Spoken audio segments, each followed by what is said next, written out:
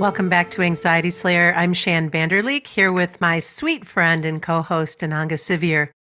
Before we begin our conversation about changing your perspective on anxiety, we'd like to give a shout out to our patrons. Thank you, Teresa, Michael, and Scott for supporting our show. If you're interested in becoming a patron, visit patreon.com/anxietyslayer for over 200 anxiety relief downloads. We also have a free membership option where we'll be sharing some of our guided relaxations with you. This week, we're discussing the transformative power of changing your perspective on anxiety and how it can significantly affect your overall well-being. In the hustle of our daily lives, anxiety has become an all too familiar companion for millions of us. What if the key to managing anxiety lies not just in external factors, but in how we perceive and interpret it? This is what we're going to be discussing today on the podcast. Welcome back, Ananga. Hey, Shan. It's so good to be with you today and to discuss how changing our perspective can really change how we deal with anxiety. Yeah, changes our whole experience of it, doesn't it? Mm-hmm. I'm reminded of that quote. I can't remember it exactly, but it's something like, we can create a heaven or a hell in our own mind. That thing that there's what happens to us and how we react or respond to it. And there's really an opportunity with anxiety to see it as a teacher, but sometimes we're so stuck in it that we forget. I like how you mentioned using anxiety as a teacher. And it makes me think that if we could stop viewing anxiety as an enemy, as this big, scary monster to be defeated, and we could consider it more a signal from our minds and our bodies, that would allow us to see that anxiety can be a natural response to stress. And recognizing it that way can really help remove the stigma associated with anxiety. Really, our experience is colored by how we react or how we respond. And sometimes we have an experience like pain, chronic pain, or anxiety, and they're both very difficult things or challenging things to deal with. But our tendency is to layer on around them and make them more solid and more intense by thinking, am I going to be stuck like this forever? Is there something wrong with me? These thoughts and these stories, I think of it as like rings in a tree that just grows out and encapsulates the fact of the experience. There's pain or there's anxiety, but then we have options in how we're going to respond to it. And in my life, I've had experience of both of those things. I'm very aware that it's important to come back around and remind ourselves that we can review it when we're tired or off balance. It's easy for those thoughts to start developing and solidifying and layering up what we're challenged by. But when we're reminded to come back around and look at it with a more neutral stance, being open to messages, noticing our patterns and triggers, and then looking for areas where we can make gentle changes, it really does soften the experience. And in addition to that, I think being mindful of our languaging and description around what we're experiencing. Yeah, that's very important. I was having a conversation with a friend who has a habit of saying, I feel bad. I feel so bad. And they're referring to what is happening in the world or what might be happening with a friend or a family member or an animal or what have you. And it's this, I feel bad, I feel bad, I feel bad. And that's like inviting feeling bad into your body, into your nervous system. I've been listening to Brené Brown's audiobook, Atlas of the Heart. And in the early chapters of that book, she goes over the importance of having subtleties of languaging. And I can't remember the exact quote, but there's a really good teaching in there about the more varied and detailed and expressive we can be about our experience, rather than using black and white terms like good and bad, the more we can convey the subtleties of our experience, the more we can communicate them to others and also communicate them and reflect them back to ourselves. And sometimes we simply need to ask questions. What does that mean? When I say I feel bad, what does that mean? Let's look at that in more detail. Our languaging can become very rigid, very black and white, very good and bad. And we need to loosen and soften that up. Sometimes we just need to bring some light into our mind and some hope. And that's a big help. And then there's the ability to embrace uncertainty, which doesn't always come easily. But what we know about anxiety is that it often thrives on the fear of the unknown. But rather than viewing what's unknown or uncertainty as a source of distress, what if you were to consider it as a part of life? Because it is a part of every person's life. And embracing this uncertainty allows for a more flexible and adaptive mindset, which can reduce anxiety's grip on all of our lives. That's something I've come to call the facts of life, which sounds like an uncomfortable childhood conversation with a parent, but that's not what I mean. It's it's the facts of life, like tax returns, getting the car serviced, getting dental checkups. They're the things we have to do, and I've tried to lighten up my language and around them with acceptance that these are the things we all deal with here, and the more we can turn to ourselves with kindness and increase our resilience, the better we can go through them. Also, if we encapsulate them with good things around them, they become smaller. When we zoom in on the things that trouble us, they become bigger. And when we zoom out and we have other things around, good conversations, walks in nature, a lovely book to read, a beautiful meal cooked by a loved one, things like that, then we slot them in amongst the other things and they don't become like the main event. As you were talking about embracing uncertainty, you reminded me that I have a mind care playlist. I've got it on YouTube Music. Hmm. Sometimes I put it on in the kitchen. My mind has a habit of getting to me in the kitchen when I'm washing up or prepping a meal. It's got its own playlist, which I'm not so comfortable with. So then I put this YouTube playlist on, and there's a great song on there that I really like about facing uncertainty. It's by India Airy and it's called Just for Today. Oh, so good. And I find that song really helpful when that goes on in the kitchen. I sing along with it and I carry on prepping my meal or doing what I'm doing. And it's a good way of putting a different perspective and a different dialogue in your head. So I really recommend make a playlist. And if you don't like your own playlist, get some help to change it. Hmm. And that brings us to the ability to get ourselves unstuck from anxiety. Many of the members in our private Facebook group talk about seeing anxiety as something that has power over them or that has all of the control and power, or feeling like you're going to be stuck with anxiety forever. It can feel like that. And this is the trick of the mind. The mind, the Vedas teach, Vedic teachings are that the mind is subordinate to the intelligence, but it doesn't always feel like it. Sometimes it overpowers our intelligence. And we'll hear ourselves say, I feel so overwhelmed by this. And when I speak it out loud, it doesn't even make sense. It's not even logical. But my mind has really got me. It can feel like our mind's got us up against the wall. It's a real bully. And when we turn to it and give it attention, it grows and it escalates and the anxiety we're feeling increases. So definitely it can feel like it has power over us, but it doesn't in reality. And that's where our opportunity is to take steps every day. And we might need to do it several times a day to embrace practices and techniques that are going to dilute that experience that the mind's feeding us.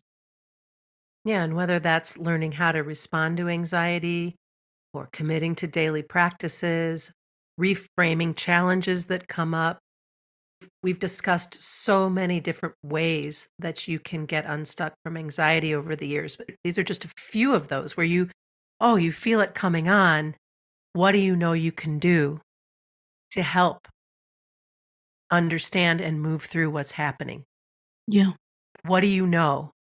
And what practices have you already committed to that are helpful?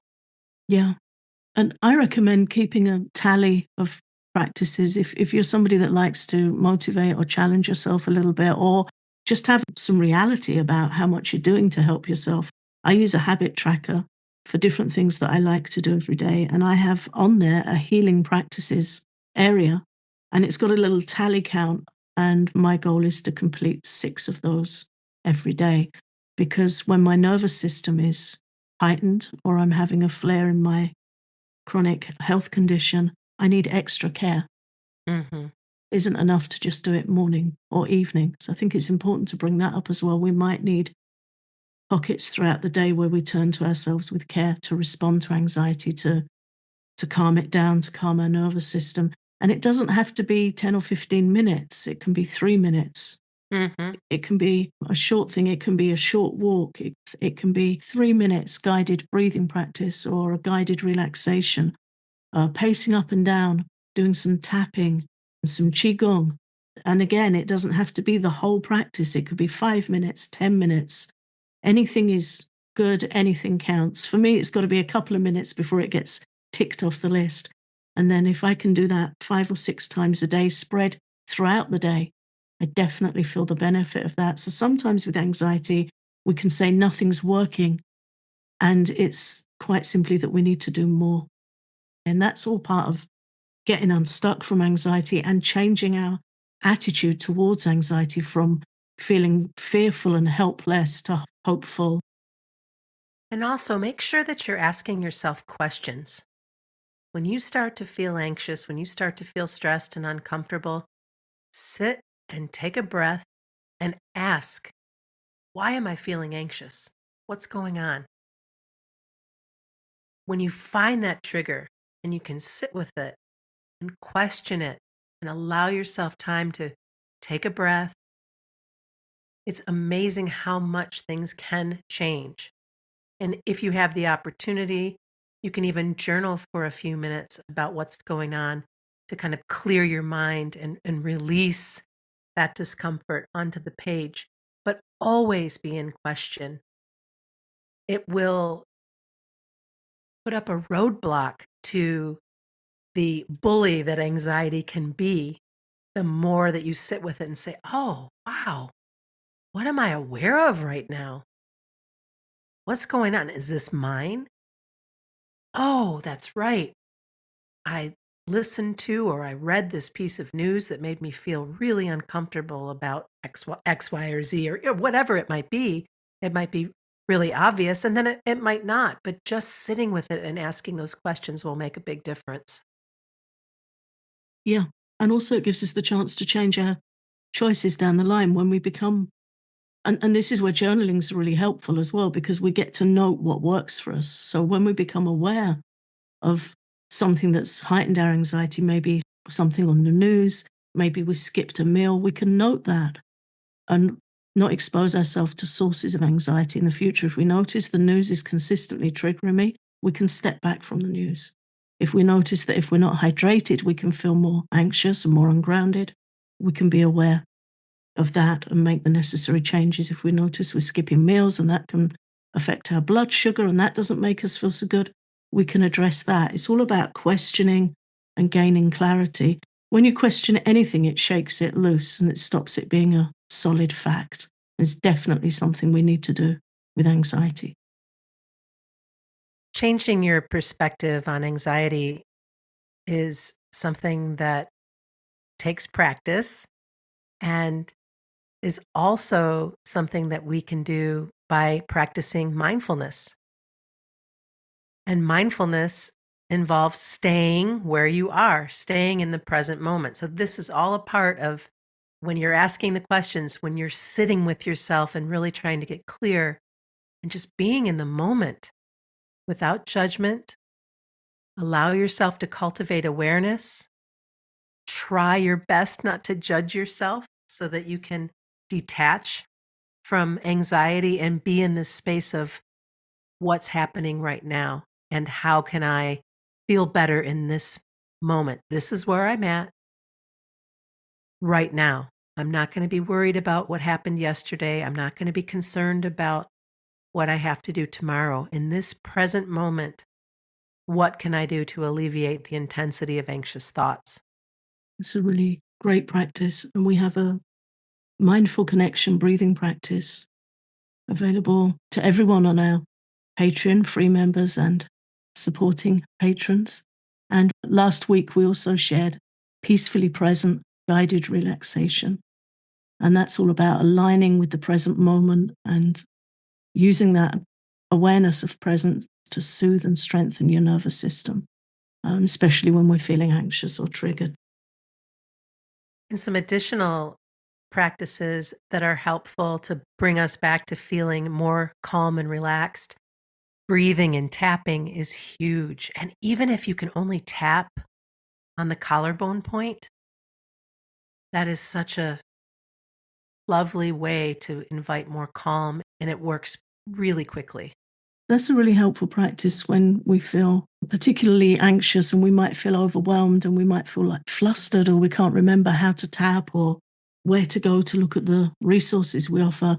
To just stand up, take a deep breath, and tap on the collarbone point, which is easily found. It's just under your collarbone, where the collarbone meets the breastbone. There's a little dip. If you run your thumbs from your shoulders along the collarbone towards the center of your chest, you'll feel there's a little dip there.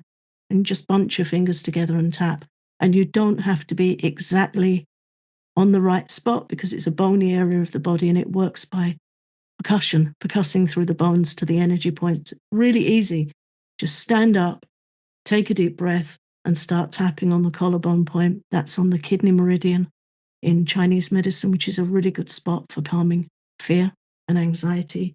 And if there's a lot of stress and you feel like there's stress hormones coursing through your body, pace, pace up and down, just move and tap and breathe, and it will start to ease. And again, allow whatever feelings are coming up to come up. You don't have to fight them, but try to witness them. Often easier said than done, but just allow yourself to feel how you feel. Yeah, fighting and resisting increases the intensity of the experience. So breathe, tap, let it be, and it will wash over you like a wave. It will lose its intensity. Anxiety can't build forever. It crests and then it drops off. But when we're fighting it, we kind of hold it in a heightened state. When we don't resist, it will crash over our head and it will dissipate. I remember the first time I experienced that, I was quite surprised and very relieved. Mm. Something else to bring forward is to remember when and where we feel okay. What do we know and what have we experienced that feels good? That that lightness of being, having a laugh, being out in nature, talking with a trusted friend. Remember that because that is a big part of who you are. You're not just the anxiety that wants to control you right now. You are so much more than that. Sometimes even turning to simple household tasks can help shake anxiety loose if we're not frozen with it and held hostage by it, and we can get up and clean something, cook something, prep something, step outside. Here in the UK, we've just started to get some bulbs showing their shoots, which I always find such a wonderful herald of spring. And I've noticed the bird song has started changing now. It's increasing a little in the mornings. So I have a morning routine of stepping outside and feeding the birds and just looking to see what changes there are. That really helps me. If you have a hobby, you might like to paint or knit or bake. Again, this is where journaling is so helpful, to be aware of the things that always come through for you and always lift your spirits. Because anxiety is a naysayer, it will tell you there's nothing. And it's up to us to gather the treasure and the trust in ourselves that there are things that always help me feel okay, and to stay present with them and remember them. And when anxiety starts blowing in our ear, to just get up and go to something that we know always helps us. And then finally, there's the gift of positive self talk. Our internal dialogue is incredibly important. It plays such a significant role in shaping our emotional experiences. Be sweet with yourself. Practice replacing negative self talk with positive affirmations whenever you can, and you can start to reshape your perception of anxiety. I've been practicing this for many, many years, and it works. I have never been as sweet with myself as I am now. And it took a long time, but I'm incredibly grateful because I can be in that space of remembering, just like you can, remembering your strengths, your capabilities, your successes, all of who you are, your kindness. And this will build resilience in the face of any anxious moment. Be kind and patient with yourself. If you want to receive more anxiety support, you're welcome to visit our Patreon, where you can get a deeper dive into some of the topics we cover, as well as over 200 downloads.